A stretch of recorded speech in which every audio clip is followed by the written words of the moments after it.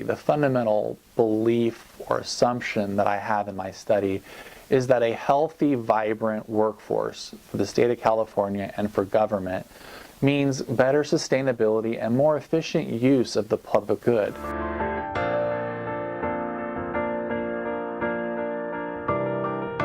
My name is Dr. Jeffrey Mrizek. I'm the Dean of Effective Practices at the California Community College Chancellor's Office. As a dean, I help students by developing career technical and education programs. I work statewide over 114 community colleges in the state of California. We focus on guided pathways, which is to help students find paths to all the different types of career opportunities that they may find in the workforce. It's important to note that when we're developing skills and we're developing programs and we're guiding students to these guided pathways, that they're understanding where the opportunities lie and where the career paths are that will actually end up for jobs and will eventually help drive and grow the economy. We have apprenticeships and many ways that students can find opportunities for economic stability and social mobility around occupations that they find interesting. My job at the California Community College Chancellor's Office is to oversee over $900 million in workforce and economic development. Those dollars go directly developing middle skills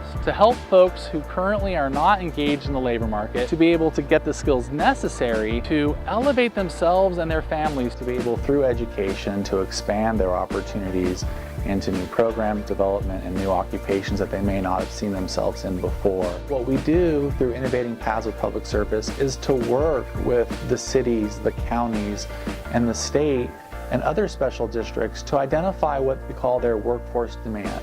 And we look at our guided pathways agenda, and we look at the student success programs, and we look at some of the data that drives around how we will deliver these changes and improve people's lives. What we see is an opportunity to basically create upward mobility and to allow people to have greater economic freedom. The key to my success was the fact that I was able to lean on my family, and that was a significant challenge to be able to maintain balance at home, as well as be able to be effective at my job and take on the rigors of a doctoral educational process. That was definitely a challenge, was managing those priorities. At times I felt a big sense of guilt that I had taken a deficit from my children's time, although I believe that in the future it will pay a legacy to them, and so it was an investment.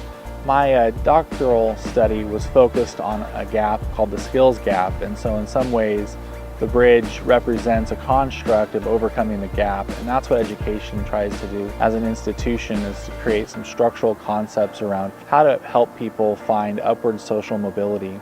Education is definitely a path out of poverty, and what we know is that poverty can negatively affect educational outcomes. So the key is to identify how we can partner higher education and make sure that we are readying the workforce at all levels of government, and then making sure that we know which jobs are in most demand and make sure that we adapt our programs to meet the needs of those employers in the region.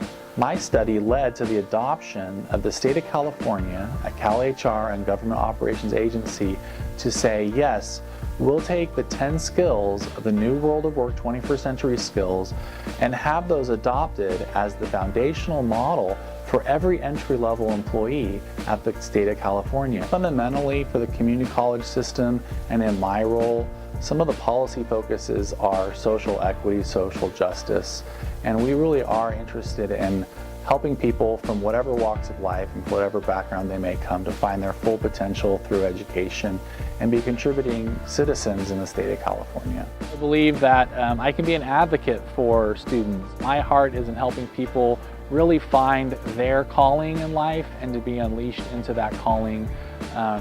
As a leader, I want to form new leaders, and I'm always looking for the opportunity to provide the same hand up that was given to me on my way up.